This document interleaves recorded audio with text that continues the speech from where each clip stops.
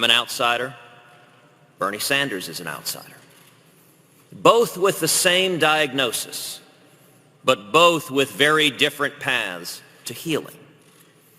Millions of Americans have chosen one of these outsiders. Our campaigns don't find our fuel in bundlers and special interests, but rather directly from the people. The wide-eyed youth of any age that haven't given up on the hope that tomorrow can and will be better. Ronald Reagan and Jack Kennedy were outsiders. They both represented a whole new vision and vibrancy, a new generation of ideas. Jack Kennedy looked forward instead of back to the first half century of World War. He knew that America could dream and build if we were set free. Not tanks for war, but rockets for exploration. Reagan looked out to us, the most powerful force for innovation that the world has ever known. There we found new tech pioneers like Bill Gates and a young Steve Jobs. They had vision and the freedom to build a new world that at the time only they saw because they were free. They challenged the way and changed the way that all of us live, work, and interact. Now it's our turn. This generation must first look inward to see who we really are after years of being beaten down.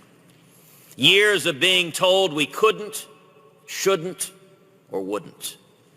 This generation needs to answer a new set of questions. Can we? Should we? Will we? Are we still those people?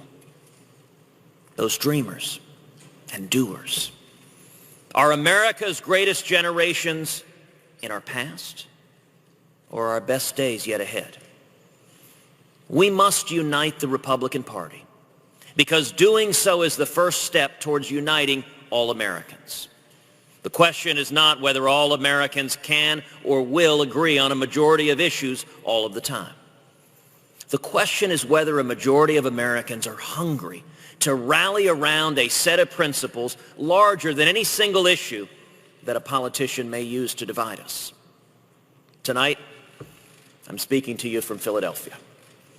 It's natural when we talk about our nation's earliest days that we focus our attention on the Declaration of Independence and the Constitution.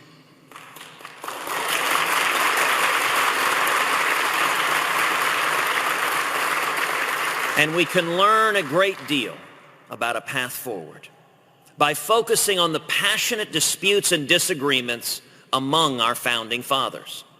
Differences that were put aside only because of the weight and consequences of the foundational principles they sought to proclaim and the price to be paid if they failed to rise to the task. Today, as Republicans, we agree on a lot. And sure, areas of lesser agreement exist as well. But on the fundamental question, are we satisfied with the current direction of our country? We speak with one voice. I call on you, as JFK did in the 60s, and as Reagan did in the 80s, to chart a new American journey forward, one that isn't led by me or anyone in Washington, but by you and millions others just like you. One where we still have differences, yet we choose to concentrate on what we have in common. One that lifts others up and believes in the rights, responsibilities, goodness, and the strength of all mankind. We have so much that binds us together. Our families, our work ethic, our ability to dream and build unlike any people in history. But most of all, our charity, our love for our fellow men and women, and our willingness to sacrifice for those in need. Let us unite on the things that have always made us great. We are great because we are good. Because over and over again we have chosen courage in the moment of crisis, freedom in the face of compromise, and hope in the face of challenges that everyone told us could not be overcome. Our sitting president ran on a slogan that should have been a great first step. It promised us, yes, we can. Now is the time to take that slogan and put it into action. Yes, we can was a recognition of the hope that we can and should recover. The problem was that Barack Obama's prescriptions only led to more elitist control from Washington and less freedom for the people. But now is the time as Americans once again to reclaim that hope, to take another giant leap for mankind, to speak the words with all the power and might that we can muster, and use the words that have changed the world time and again. The words that the slaves yearned to hear from the American people and Abraham Lincoln when they cried out for freedom.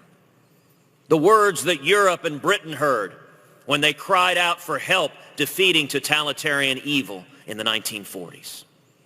The words that led two men in North Carolina to be the first in flight. And a half-century later, the first man to reach the moon. And decades later, two men in their garage to come up with Apple. They are the words that will repair our tattered spirit, lift up our economy and those who are barely making it. They are the words that will vanquish the evil of ISIS and return the rule of law. They are the words that when Americans come together and say with conviction, they change the world. They are the vision of this campaign. Not yes we can, but now, yes we will.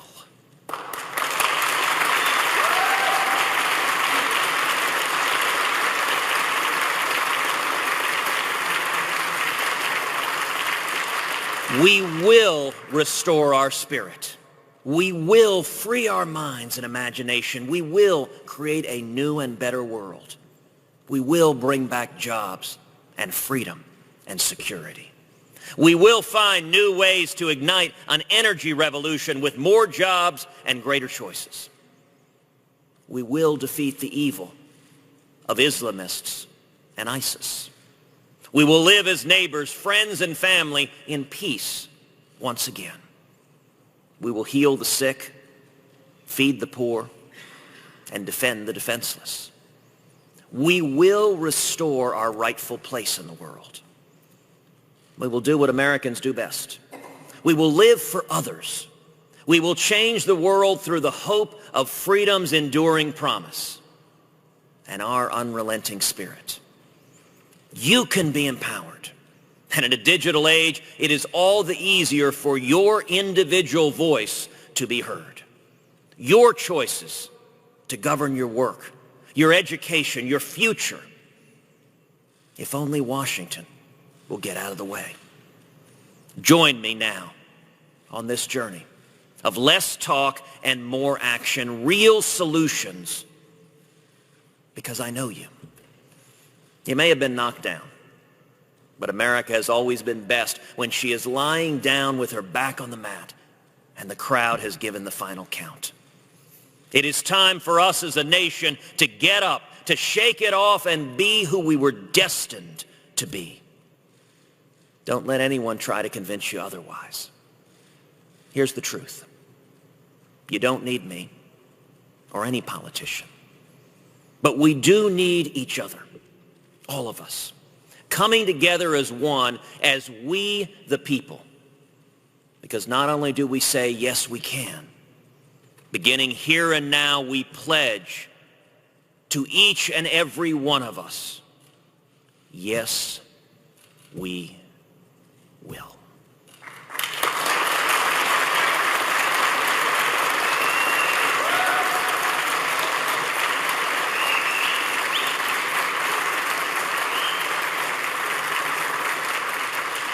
And now, my friends, onward to victory.